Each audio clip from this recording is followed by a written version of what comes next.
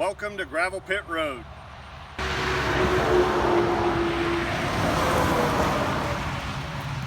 Hello, and welcome back to Gravel Pit Road. On today's episode, I'm going to take you to school, the School of Hillbilly 101. I'm going to switch that factory complicated alternator, which is now dead, to a single wire alternator.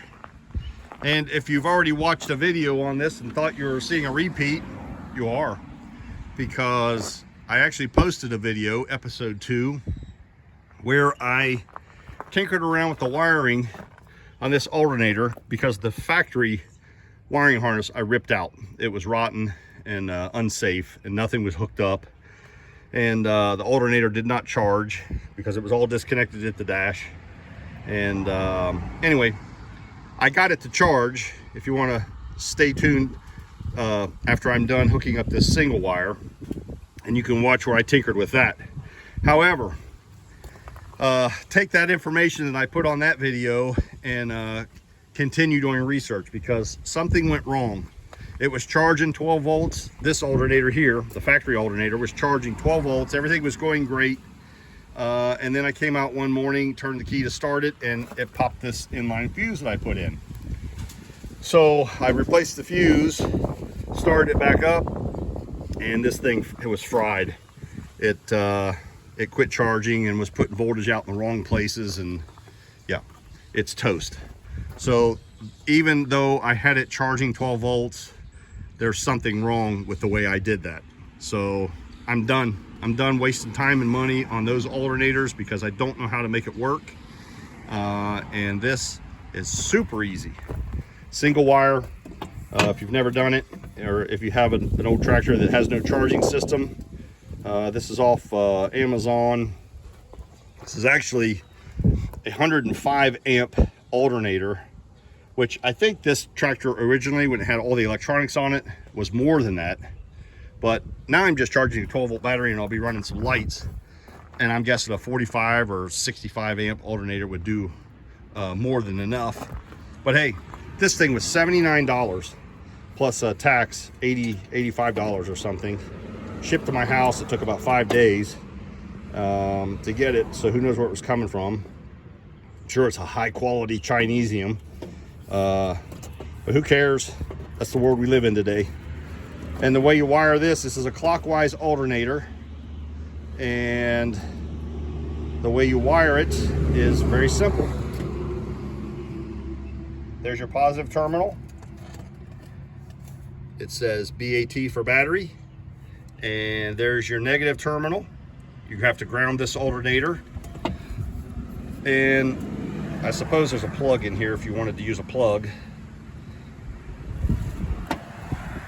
Oh, there it is. Yeah, you could make it a 2-wire if that's the setup on your tractor. That's how your wiring is. You can plug it into here, and I'm guessing. It didn't come with any instructions, so that's real nice.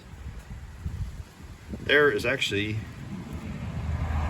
the name, JDM Speed, and there's a SKU number, and it tells you what it interchanges with. This was a Buick GM alternator.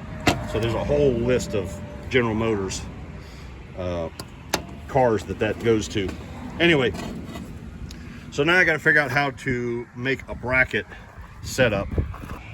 Now the hood is off, and you can see how this bracket is.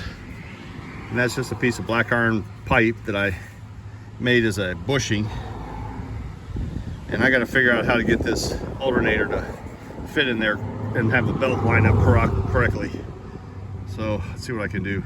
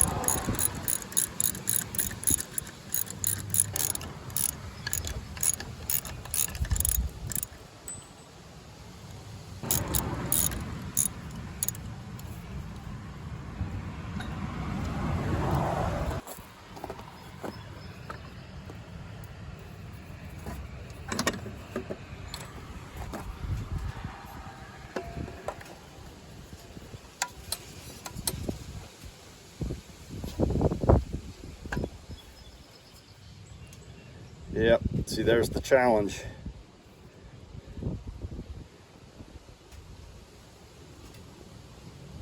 There's the challenge right there. Now the question is, can I roll it? Go this way with it. What will that do to it?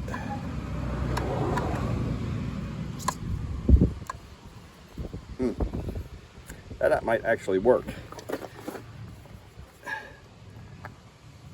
Oh, see, it's so messed up. Might be able to go from there to there. I think that I'm going to have to use my old aluminum bracket that I made.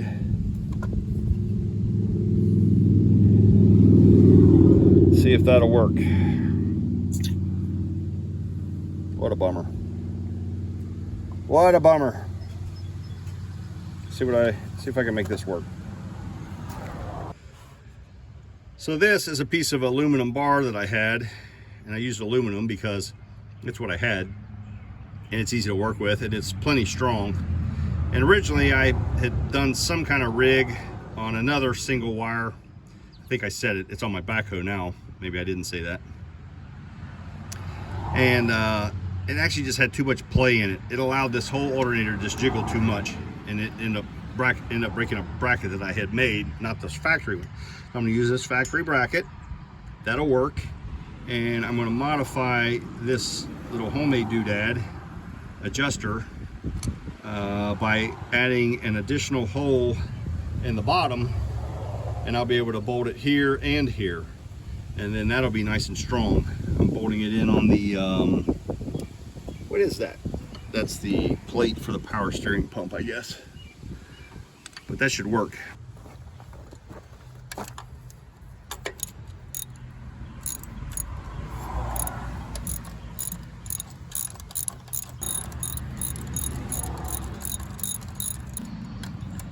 Goodness gracious.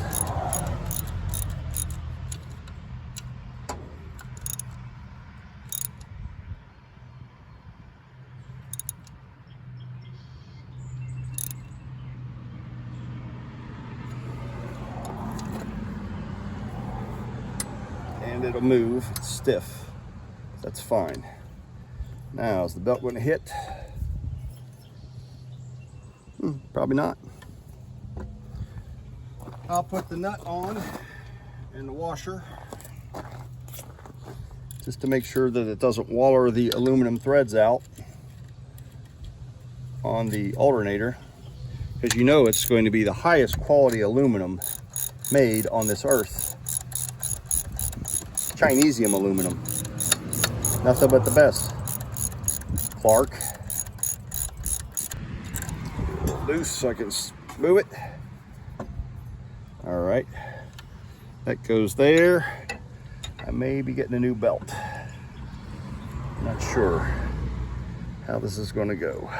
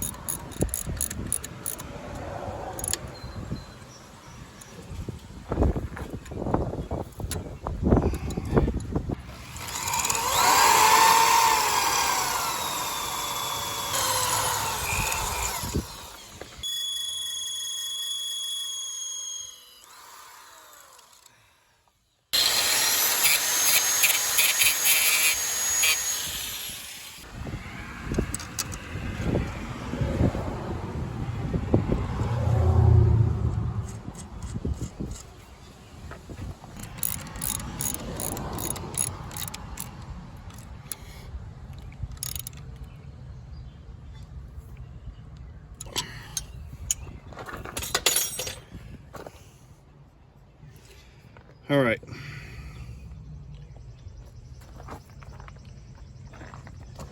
So here you have it. The belt is extremely loose because I cannot find the correct length of belt yet. I gotta go on a search. I need a belt about ½ inch shorter than this one.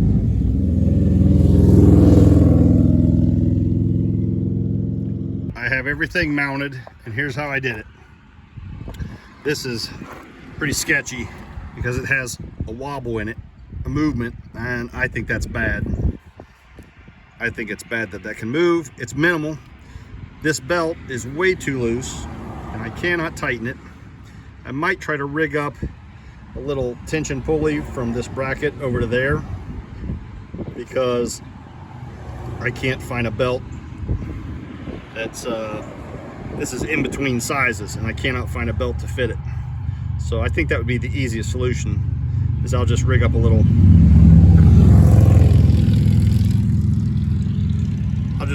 pulley for tension, I guess. But to wire it, here's the ground, and I have that down here where the starter's grounded, and there's the positive, the battery, and it's going through here. I have a fusible link on here. I don't know if it's necessary or not, but I put a fuse in it, and it goes straight to the positive on the battery. Now, I'm hoping that this wiring here, which goes to the ignition switch, which feeds a light on the dashboard that simply tells me that the tractor ignition key is on. It was kind of a result of some experiments that I did trying to get the factory alternator to work a light bulb, you know, a charging light. But anyway, now it's just basically hardwired, so when the key is on, the light is on. And that way, if I kill the tractor, run out of fuel or anything like that, I look down, see that light on, I remember to turn the key off and don't kill the battery. Here's what I'm going to do. I picked up a tension pulley. This is actually for like a Toyota Tacoma or something like that. It's a steel pulley, and it's actually pretty good. And then I picked up a piece of flat steel that I will be fabricating here in a minute, a bunch of washers and a bushing and a new bolt. And with this, what I'm going to do is build me a new cross member to support this alternator and keep it from twisting. Right now I'm using the original tensioner for the factory alternator as a support to keep this bracket from moving. I'm going to take that flat steel and I'm going to rig it so that I have an idler pulley that will push up against this belt and give it some tension, if I can make it work. And then this tensioner will actually be my adjuster. I can't use the factory one because it has a bend in it, and I don't have any room to put a bolt. So here we go into the world of fabrication, and as you can see, I'm an expert at it.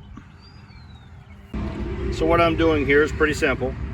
I've got this piece of flat stock, and I've taken the factory bracket, it has a bend in it, and I don't want that bend. So I've simply copied, traced it. I'm going to cut a little groove in here, and I'm going to cut a groove here, and this will get cut off, and I'll drill a hole there, and that should be all I need. Let's see how it goes. Well, it's ugly, and I did not video how I did that with a grinder because I don't want the children to repeat what I just did. They might lose fingers.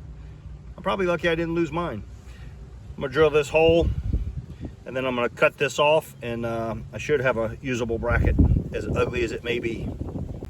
All right, so my plan is I have a pulley, an idler pulley, and I'm gonna put it in here if it'll fit right, and I think it will. I just got lucky. I had to cut like that. And this is a lot stronger with a straight piece of steel. I'll bolt that idler through and see if it gives it some tension. So that's what I got. I got a bunch of washers stacked up behind this pulley so that it rides here. It doesn't touch that nut. It's about a washer or two depth between this bracket and the pulley itself. and it's sitting off center, but it's a solid pulley, belt snug. So let me turn this tractor over and see what happens.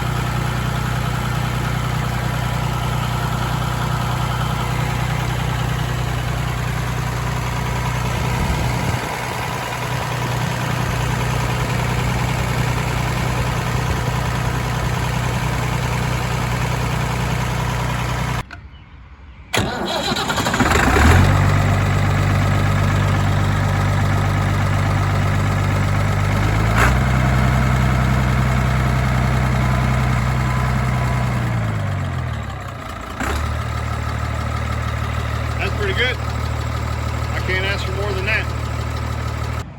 Now, one confession I'll make on this, and I don't understand why, is I had a 30 amp fuse in line to the battery. I don't know why I put it there. I had it. I thought it would be a good thing, but it blew it immediately. So I put a second one in there. Stupid. Blew the second one. So I don't get it. It should only be putting out 12 volts, and it's a 105 amp alternator, but it's got a regulator in it. So it's never going to use 105 amps. I would think it's never going to put 105 amps in that battery unless you have a huge draw. You got lights on, you're running some electronics on, you know, a planter, a drill. I don't know why you would draw 105 amps on a battery. The reason why I got that is the factory one, I think, is more than 105 amps. And that's warm. And it had all kinds of electronics on it. The dashboard was electronic. There were all kinds of little gadgets and mechanisms in here to make fires. A 40 or 60 amp, whatever they come in, 45, 65, something like that, amp alternator would have been more than enough to keep that battery charged, but that's what I have. So I'm nervous about this alternator, but it's cooling down. It must just get warm when it's running. Anyway, so I'm going to conclude this as a success until it's not, until something goes wrong. Now, if you want to see something go wrong, continue. I'm going to attach an alternator video that I did a couple weeks ago, maybe a month ago, and it was up for, I don't know, a week or so. Probably got 100 views, which is my normal views right now at this time in my YouTube channel. And I came up one day and started the tractor. It blew an inline fuse I had, and the alternator was dead. And that is wiring. That was me hack wiring the factory alternator because I had ripped all the wiring harness out that was on it. None of it was hooked up. I was afraid to try and figure out how to hook it up because it was rotten, and I didn't want to catch the thing on fire. And that's what this particular model tractor was notorious for, was catching on fire. So anyway, if you want to stick around, I'm going to close this video now. But if you want to continue watching, you'll see how I figured out how to wire the factory alternator, and maybe you can figure out what I did wrong and tell me what I did wrong, and I'll order another factory alternator because they're pretty cheap. And until then, I'll see you next time. Thanks for watching Gravel Pit Road.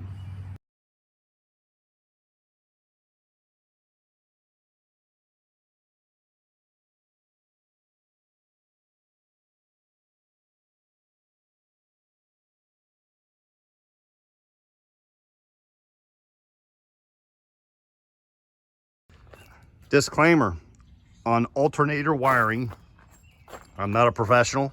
I'm not a mechanic. I'm in my driveway pretending to be a mechanic. I'm not an electrician, and I'm certainly not an electronics genius. because this was complete trial and error. So do what I do, and it may or may not work for you. Do it at your own risk. And if your tractor catches on fire and you lose a leg, don't come running for me. Now, here's the alternator, and this is unique to this tractor. This alternator is, and you can't see it, but there's a casting on this side that the bolt goes through, and there's a casting on this side that the bolt goes through. So it looks like a horn. That's how it's built, and that's what holds this thing solid so it does not move and take a beating. And then of course you've got a strap on the bottom you can make your adjustment with. So the factory had a 3-prong plug, but only 2 of the prongs, I don't remember which one, I think it was the little one and the big one, but I'm not positive. They were plugged in there and went somewhere into this tractor. And then I think there was a plug that went on this little guy right here. And that one's hot, and 2 of these are hot. The 2 big ones are hot. The small one does nothing. So what do? I don't know. I'm wired for the little one. That one does nothing. So I'm gonna put it in that and see if that puts out any power when I turn it on. That might just be a ground, but I don't know. I don't even understand this alternator. It makes no sense to me. Not an alternator guy. I don't know anything. Okay, let's see if we can fire this guy up. Wish me luck. And it's windy, and I apologize if you're getting a lot of wind sound. I can't do anything about it. The wind has been blowing hard all day today. Okay. All right. Oh, listen.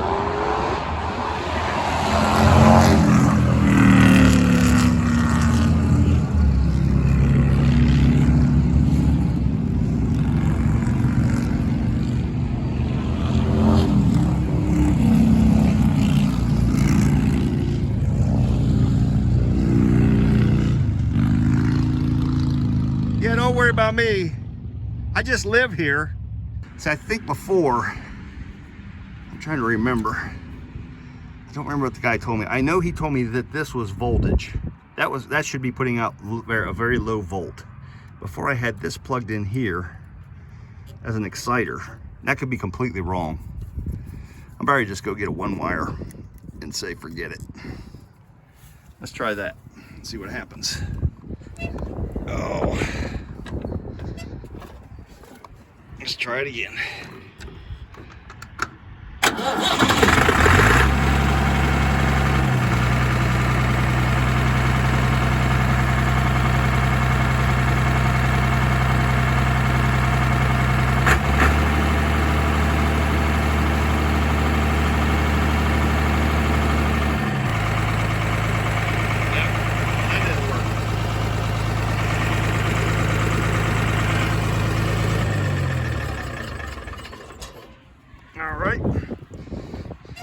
The alternator could be dead.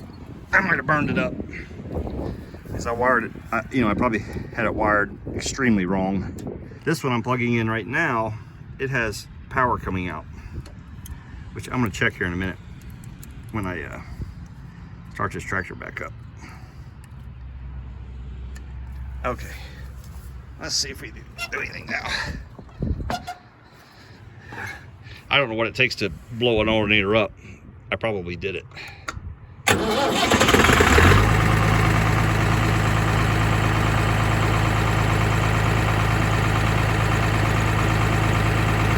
problem I had before is it was charging, but the alternator would get real hot because I wired it wrong, and then the battery would go dead overnight when I shut it off.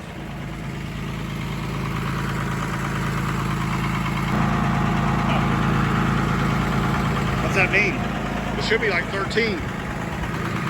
All right, so it did not charge. I wasn't getting any juice coming out of that alternator. It's not even kicked on. It's either burnt up or just not turning on. So I'm going to install this light socket, which is it's actually a GM light socket, which is not what I want, because I want one that has a cover that can go into here. but this is all they had at the auto parts store. But I'll plug a light bulb in here and I'm gonna wire it in and see if that will turn this alternator on. If not, it takes a 194 bulb. I'm gonna switch alternators to the other one. Hopefully I didn't burn it up.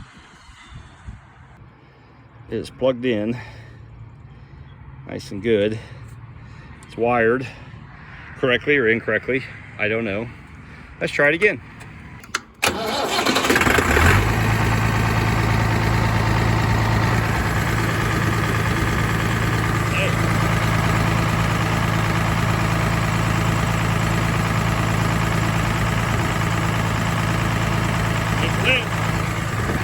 But lit's supposed to mean there's a problem. That should be showing amps, it should be charging. It should show 0 when the battery's full. But that battery's not full, because I've been starting. It should go off once it's charged.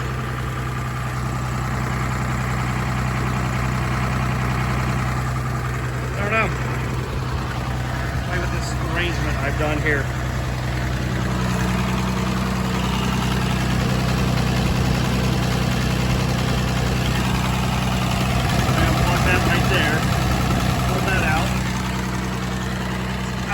Needs to be there. Now let's see what happens.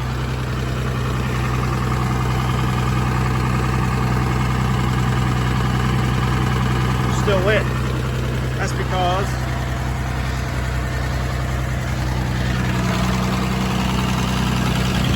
that right there should be putting out a charge. I'm gonna shut the tractor off and see if that goes off.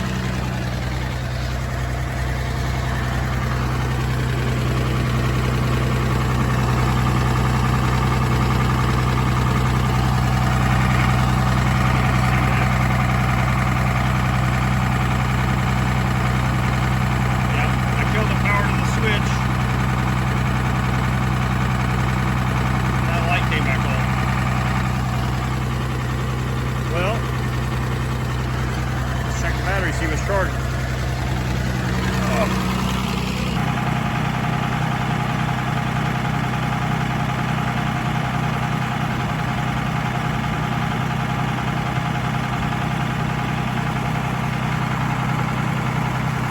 Question is it charging? I don't know. So let's see, the power going to that light could just be coming off the fact that I may have the ignition switch. I may have the wire wired to the wrong terminal on the ignition switch. Let me think about this, I'll get back to you. All right, I unhooked that, I took the nothing. I have the same voltage coming out of this one, that one, and those two up there, I think.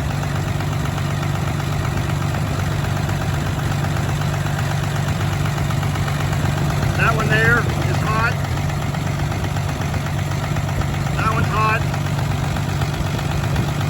That one's hot. That one's hot. The one on the bottom here, that one there is dead on the bottom. So I plugged this one into the light bulb. This is plugged into the ignition switch. When I touch that,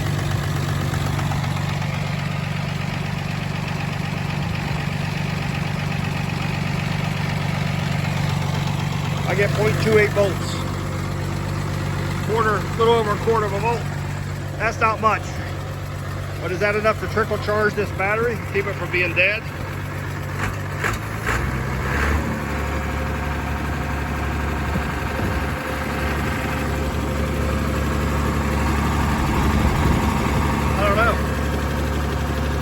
I don't know. I'm gonna get a volt gauge. Replace that amp with a volt. That way I can tell if at least it's getting voltage. All right, 10 hours later, the alternator is swapped with the other old alternator, plugged into the same spot. Belt's got good tension on it. Let's see what happens. I'm interested to see if that light bulb turns.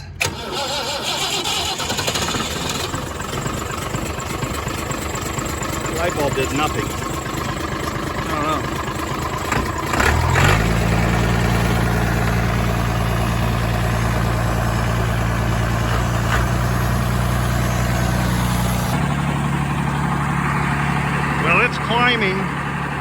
very slowly.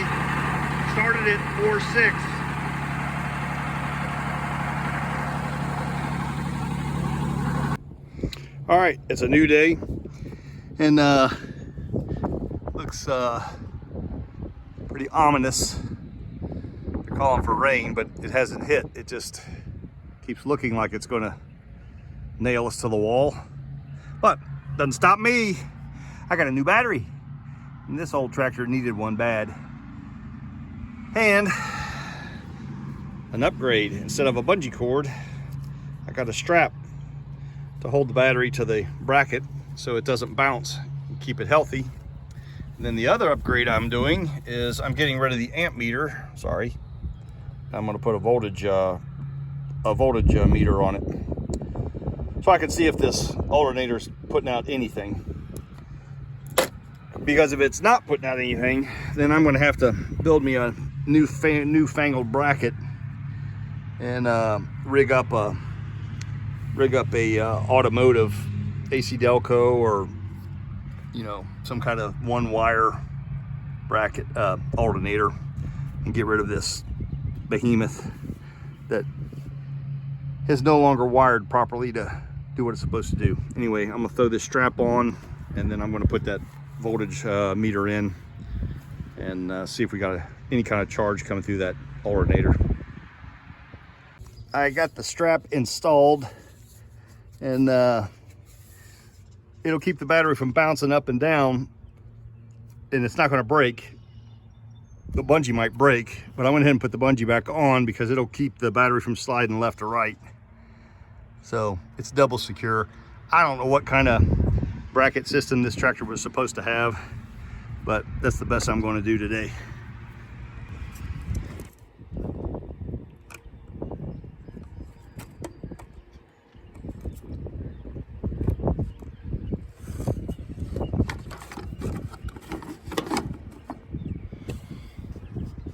All right, let's see what happens.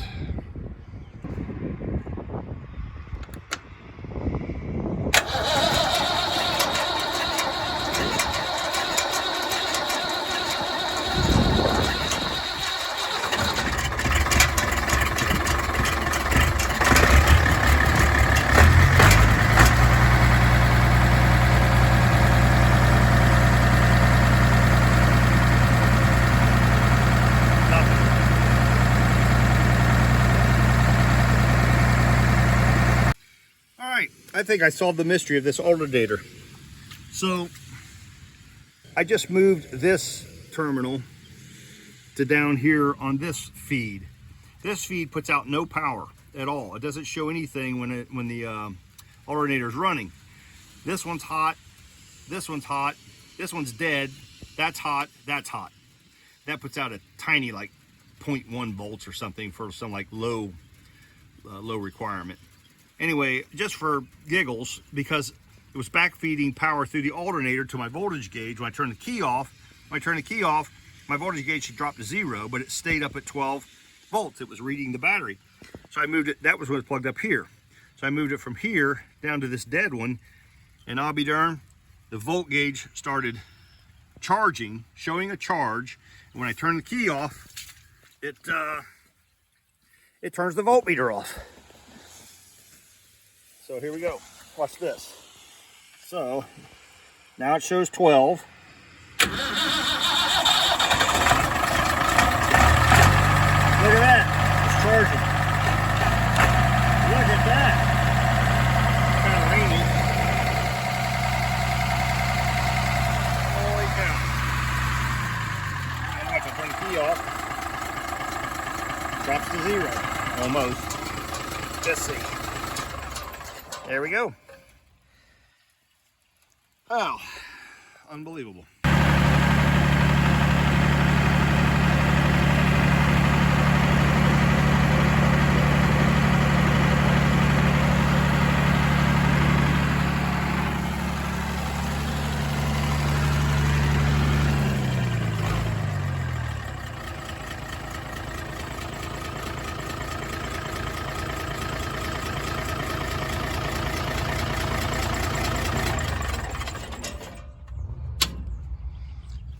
Well, there you have it.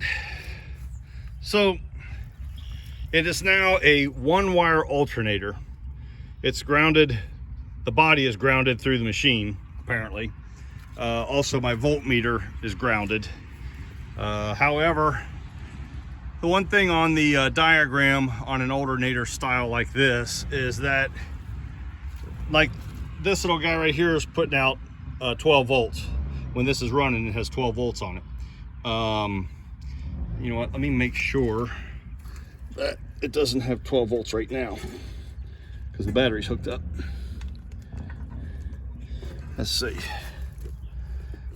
Oh boy. Let me see if I can do this with one hand. Watch that voltmeter. So I'm going to touch this terminal here, and no, we had nothing.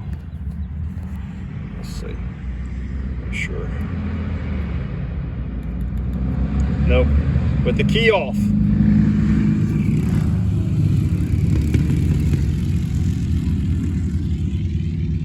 Yeah, I'm just trying to make a video. It's okay. I love motorcycles. All right.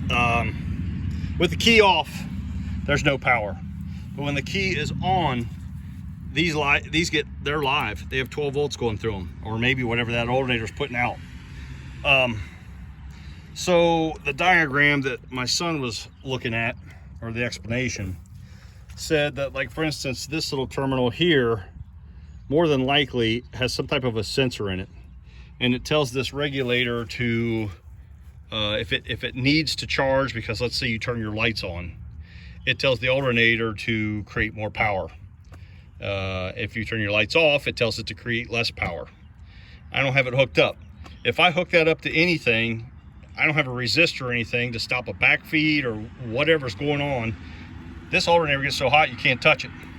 And then you get a meltdown, like on my positive wire right there. And it's the same with this other one. This is a power to the battery. But if I hook that to the battery, I don't know what it went to. There's no fuse. I have no fuse. I have no resistor. I have nothing. Again, the alternator gets so hot you can't touch it because it's draining the battery. This is safe, and it's charging my battery, because when I shut the key off, there's no power coming from anywhere. It's my power. The 12 volt system is shut down. It's dead. Okay, so I brought the 10 gauge wire down from the ignition switch on the, I think I wired it to the ignition terminal. As long as I have 12 volts when I turn the key on, whether it's the ignition or the accessory, I think I ran that to the ignition because I needed open terminal. For safety, I put a 20 amp fuse in this fuse link. And why 20 amp? It's because it was already in here. That way, if for something malfunctions and it backfeeds power back to the battery, it'll blow this fuse, hopefully, and not burn my battery and the alternator and the tractor and everything else up. So from the fusible link, I have this 14 gauge and this 10 gauge.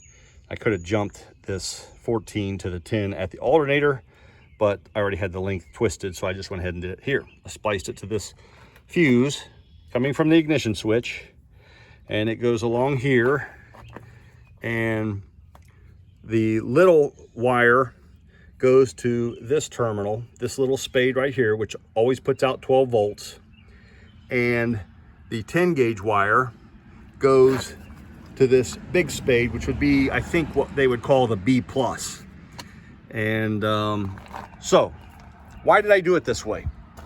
The reason why I did it this way after 100 attempts is, being the genius I am, I figured out that the alternator needs to be attached to the ignition switch. I couldn't find anything that specifically said that. I'm just using common sense. Because when I turn that key off, I want all power killed from the battery to that alternator.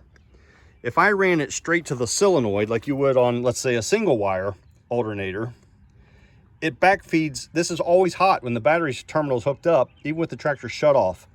This has 12 volts going to it. If I hooked to that and went straight to the alternator here, to any of these terminals, except the exciter terminal, it's going to backfeed power into that alternator from the battery, And this is what happened the last time. Look at this battery terminal. Melted it. Brand new battery terminal. Brand new battery cable. And I'm lucky it didn't catch on fire. The fortunate thing is I was using a marine battery, non-starting marine battery, and it went dead before it caught anything on fire. And it did not kill my alternator. All right, so the alternator goes to the ignition switch. When the ignition switch is turned on, the exciter wire goes through the light bulb I installed on the dash, which I'll show you in a second. It goes from the light bulb to the voltage meter, which pulls enough, but the bulb itself does not pull enough voltage or amps to excite the alternator. Nothing happens. All right, so here's what I did. I've already tested everything to make sure it works, so I didn't look foolish any more than I already do. So when I turn the ignition switch on, two things are going to happen. One, you're going to see the voltmeter go up to 12. It'll show that the battery has 12 volts in it. It's wired, everything is wired through the ignition switch. This light bulb is that little incandescent bulb. It is wired through the ignition switch to the voltage meter. And then of course the voltage meter is grounded. So when I turn the key on, the light lights, the voltage meter turns on. The reason why I wired the light bulb is it doesn't show that the battery's charging, that the alternator is charging, because it's the exciter wire that would normally go to a light bulb and then be grounded. But this doesn't pull enough amps. I don't know what the deal is. So I decided to just make it a dummy lamp, because the voltage gauge does. I'm rambling here. The alternator exciter wire goes to this light bulb, which goes to the voltage meter, and it's all wired through the ignition switch. So when I turn the ignition switch on, it goes up to 12 volts and the light comes on. So basically what this is now for me is just a dummy light telling me if that light bulb is lit, I need to check the ignition key, make sure I turned it off. Of course, I would see the voltage meter also is turned off. However, I don't have the light bulb hooked up, and if it's nighttime or dark, I may not be able to see that, or I may forget about it, but I will see that light bulb glowing. If I don't turn the ignition switch off, then again, it's backfeeding power through the alternator from the battery, and it's going to melt wires until it blows that 20 amp fuse. So that's how I did it. Right or wrong, everything from the alternator is wired through that ignition switch. When it's on, I have a charge. When it's off, no power is going back to the alternator. Let me start the tractor. Light bulb. Now, you can see I'm not putting out much.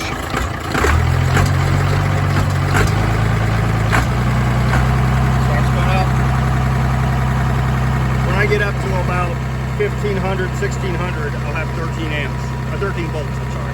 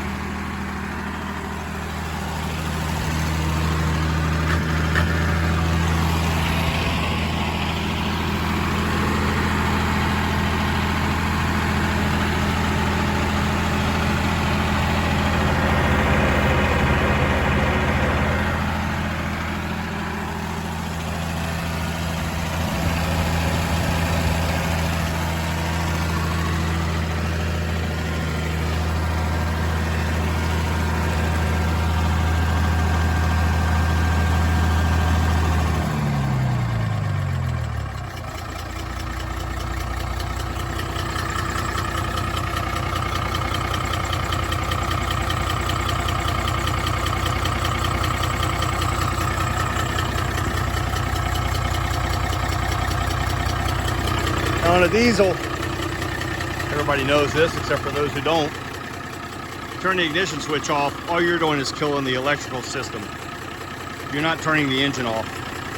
The only way to turn the engine off on this tractor, this type of tractor, is you have to pull a plunger that stops the fuel. It slides the fuel rack inside the injection pump, and it turns the fuel off in the injection pump. So no fuel can get to the engine. That's what I'm saying is, if I got off this tractor and for some stupid reason bumped this key or forgot to turn it off, and I go ahead and pull this, I turn the tractor off, but the electrical system is still live, and then I got a fire, potential fire, but not now. All I gotta do is zip tie, clean up some of this wiring mess, and button that all up right there.